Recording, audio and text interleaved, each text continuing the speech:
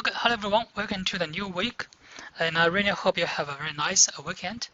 So we will continue to talk about the relational algebra in this week, and we plan to finish this section so we can have enough time to work on the relational design section in the next week. In the last week, we have a deadline for the homework 1. I hope everyone have submitted the homework already, and we have some updates in the schedule. We just released the homework 2 in the schedule spreadsheet. You can access the homework 2 by clicking this link. It is still a PDF document. So far, I think you cannot do the homework 2 yet because we haven't finished the relational algebra or the relational design yet. And as we talk about the materials in this section as well as the next section, you will be able to work on these problems one by one. The deadline will be the midnight of the October the 16th. So the submission will still be in a PDF document to be uploaded to the Canvas system. And according to the previous homework, and I have some reminders or suggestions for the students, because I find some students they don't watch the videos or the textbooks before they do the homework. Some of the questions asked by the students can be very simple and very easy to resolve if they have watched the videos or read the textbooks. Do please check the videos carefully before you do the homeworks. It will be helpful for you. I don't know how you treat the homeworks. Homework is more like a practice for you, right? To practice of the knowledge we learn from the course, from the lectures. You can also make sure you understand the materials in a correct way, so you can do the homeworks to check if you know the materials or not. And the stage 2 of the project will also be due by the next week, by the next Friday.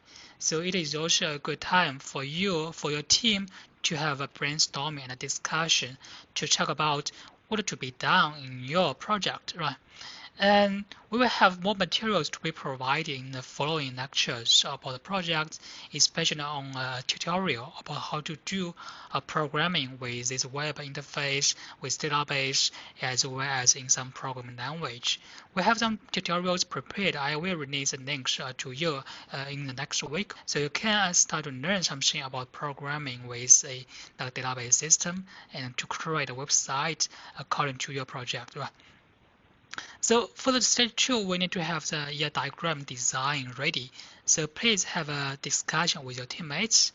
I just see the news in this morning. It seems Florida reopens, as declared by the governor. But I don't think it's a good time for you to gather together to do the brainstorming discussions. You can still do the discussion via like Zoom or some other online chatting or meeting or tools or softwares to do the brainstorming. It will be much safer for you, right?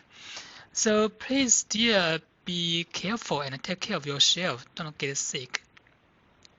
Okay, so, and you can plan your time very well because we will have the homework 2 to be due very soon, as well as stage 2, and after that we will have the midterm. I haven't decided the format for the midterm yet. According to the previous homework 1, I can see some problems. Some students never watch the videos or read textbooks. It will be a big problem for them, right? Because I think for most of you, you will only learn or study the database course only once in your whole life. I don't really hope that in your future career, if you plan to use database but you don't know much about database, it will be a problem for you, right? So I really hope you can study this course very seriously and carefully. It will be helpful for you for your future career, no matter what you plan to do. If you plan to join the industry or join the academia, you will need to use a database system to help you maintain your data and store your data. So it is a very useful and important course for your future career. So please do spend some time on this course and make sure you can understand the materials we deliver in the course. So I think it's a good time for you to plan your target for this course right now. You can also schedule your time very well because we have so many deadlines in the following weeks. You can see this, right? Okay, and let's come back to the materials. In the homework 1, I remember we have one question on the referential integrated constraint. It seems some students are confused about this because what we mentioned in the email or in the question is slightly different from what we cover in the lectures. I hope you can still remember we have a diagram like this in the ER model section, right? And we mentioned that some component may make some products, right? And when we refer to components from products, we need to make sure the component exists in our database systems. And therefore, we need to have this rounded arrow pointing to the component, right? To make sure this reference exists. And I need to mention something more. So when you draw the ER diagram, please follow the format we deliver in the lectures. Don't make any random like diagrams according to your own formats, because some of this structure you draw or some of arrows you draw is different from what we cover in the course. It will make it hard for the other people to read your diagram, right? Because they don't know the physical meaning of some structure you draw there. So please follow the format we deliver in the lectures. Okay, let's come back to this example. In this diagram we mentioned we need to have this rounded arrow pointing to the components. We also explain the physical meanings of this rounded arrow, right? If you still remember, when we talk about this diagram, we explain the physical meaning of this diagram, right, in two perspectives, which are connected by this end, right? I can write them down here for you. So if when we see a diagram like this, and we need to read this diagram, right? We see we have two entities, product component. We have one relationship max. Between them, we have this rounded arrow, right? So when we read this diagram, we need to make sure that beside the basic rectangle diamonds, we need to understand the physical meaning of this rounded arrow, right? We mentioned we can read this diagram in two perspectives. First one will be given a product. We can always find a component which makes this product. This is the first perspective, right? We need to make sure this component exists, right? We also mentioned between them we connect them with this end, right?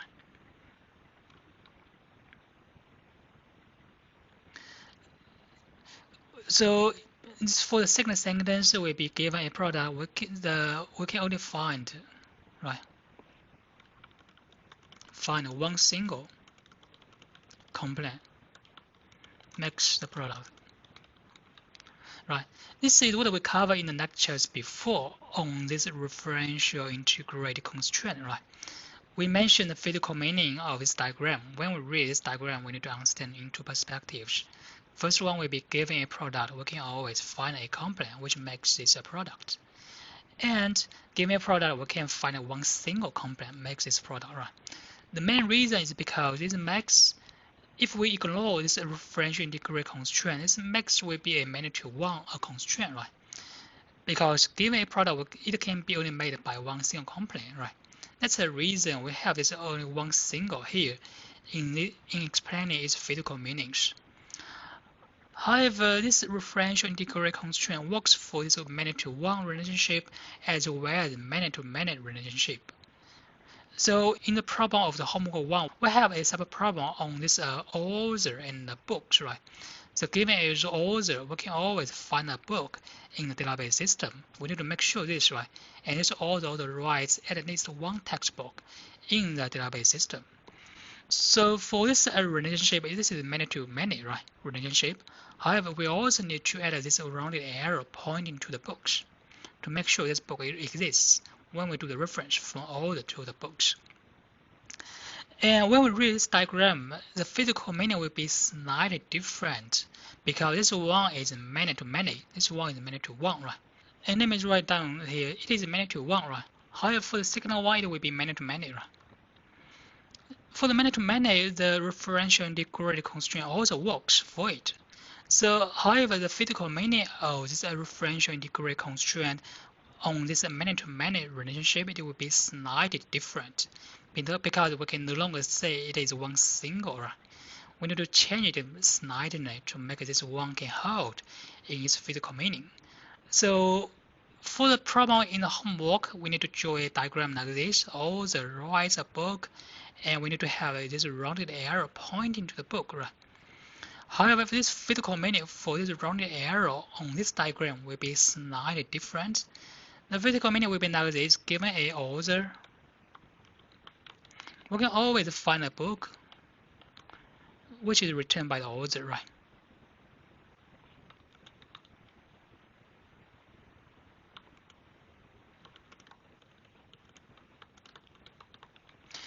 And given an author, we can find at least one actually. We can no longer say it is one single, right? Because this is many to many. We have to change this one to at least one, right? At least one book written by the author, right?